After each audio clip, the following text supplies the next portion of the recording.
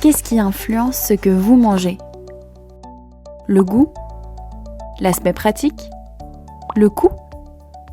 La dynamique familiale ? La tradition ? La culture ? La célébration ? Votre humeur ? Et parfois la nutrition ? Depuis des années, il est courant d'enseigner la nutrition aux enfants. Des concepts tels que l'impact des choix alimentaires sur la santé,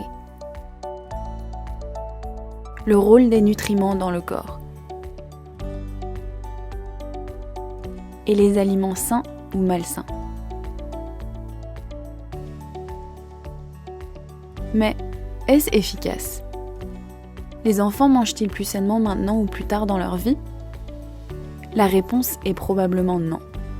Les meilleures pratiques actuelles en matière d'enseignement de l'alimentation et de la nutrition aux jeunes enfants concernent davantage l'alimentation et moins la nutrition.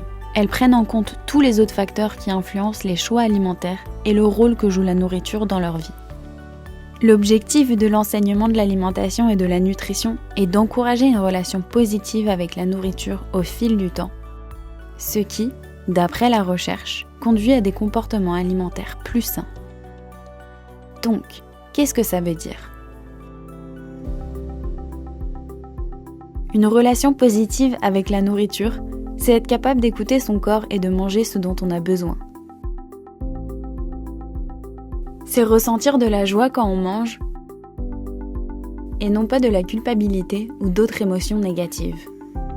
Cette boîte à outils vous aide à enseigner l'alimentation et la nutrition d'une manière positive et inclusive en tenant compte des divers contextes familiaux. Vous trouverez dans cette boîte des principes directeurs pour l'enseignement de l'alimentation et de la nutrition, des plans de leçons propres à chaque niveau scolaire et des réponses aux questions courantes que se pose le personnel enseignant et les élèves sur le guide alimentaire canadien. Si la nutrition est compliquée, l'enseignement de l'alimentation en classe ne devrait pas l'être. Il existe de nombreuses façons d'explorer la nourriture avec vos élèves dans le cadre du programme scolaire. Par exemple, d'où viennent les aliments ? Comment ils sont cultivés et préparés ? Manger avec les autres ? Les aliments traditionnels et la culture ? La communauté et les célébrations ? L'exploration des aspects sensoriels des aliments, leur couleur, leur forme, leur texture, leur odeur et leur goût. Cette boîte à outils a été élaborée par des diététiciennes et des diététiciens en consultation avec le personnel enseignant de toute la Colombie-Britannique et des gardiens du savoir autochtone.